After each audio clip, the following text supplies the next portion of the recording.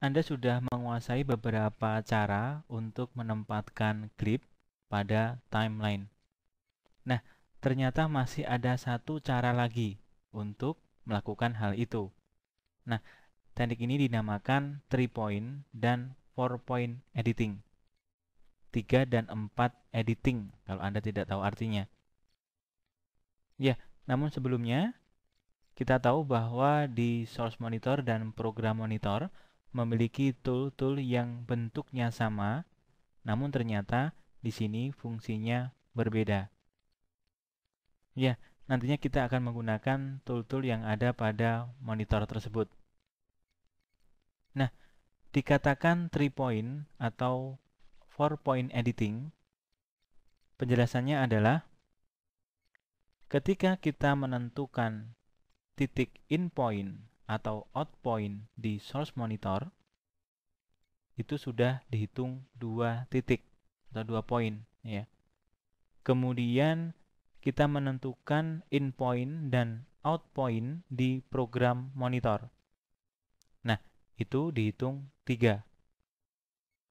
Nah, selanjutnya ketika kita menekan insert atau overlay untuk menempatkan di timeline, baru itu dihitung 4. Apa bedanya ya? Perasaan sama saja. Ya, kita lihat nanti.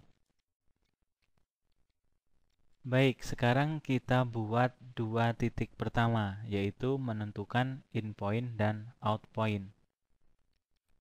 Saya pilih in point-nya, kemudian saya ingin mengambil 10 detik dari klip ini.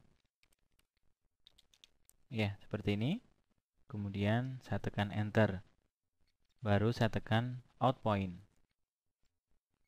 Nah, kemudian saya akan membuat in point dan out point pada program monitor. Fungsinya apa?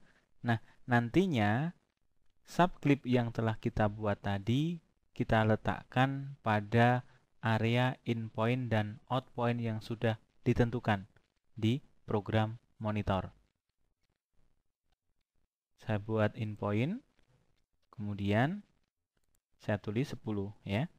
Karena saya akan memasukkan subclip berdurasi 10 detik. Kemudian out point.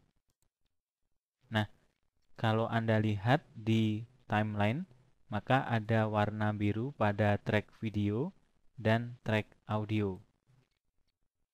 Nah, kalau kita ingin menempatkan pada track video 2, maka kita pilih track video 2. Ya, seperti ini. Baru kemudian kita gunakan insert atau overlay. Ya, gampang kan? Kemudian Anda perhatikan di sini, ketika CTI di program monitor saya jalankan, maka CTI pada timeline juga ikut berjalan. Nah, kemudian saya bisa membuat in point dan out point pada posisi CTI berada. Kemudian ketika klip kita masukkan, maka akan menempati lokasi di mana CTI berada. Lalu apa bedanya dengan teknik sebelumnya? Ya, di sini saya membuat subclip dengan durasi 10 detik. Saya hapus dulu ya. Kemudian bagaimana jika saya membuat areanya kurang dari 10 detik?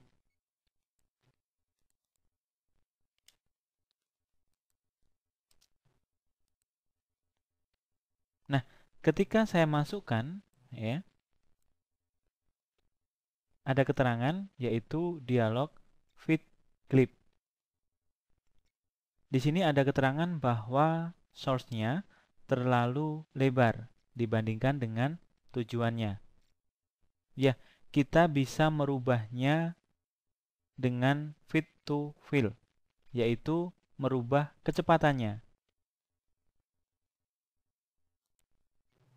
Nah, Anda lihat, maka klip dengan durasi atau kecepatan 10 detik akan dirubah menjadi kecepatan 5 detik.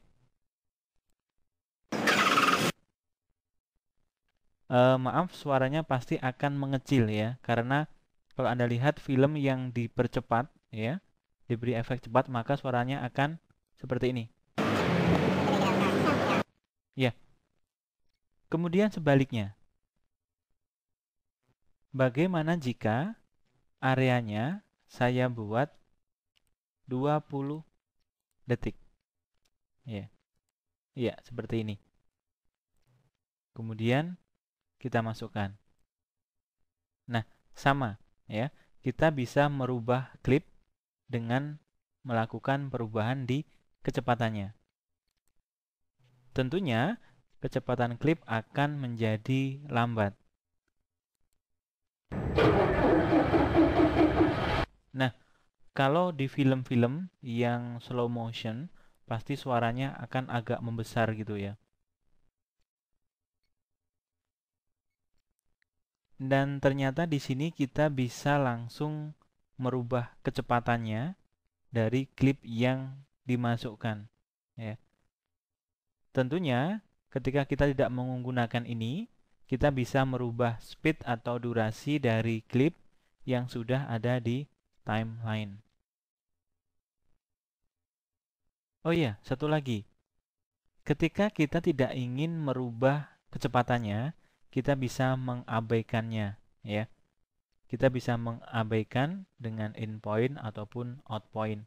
Artinya, klip akan dimasukkan apa adanya ya, yaitu ketika klip berdurasi 10 detik, maka akan masuk dengan durasi 10 detik. Jadi tidak ada perubahan kecepatan.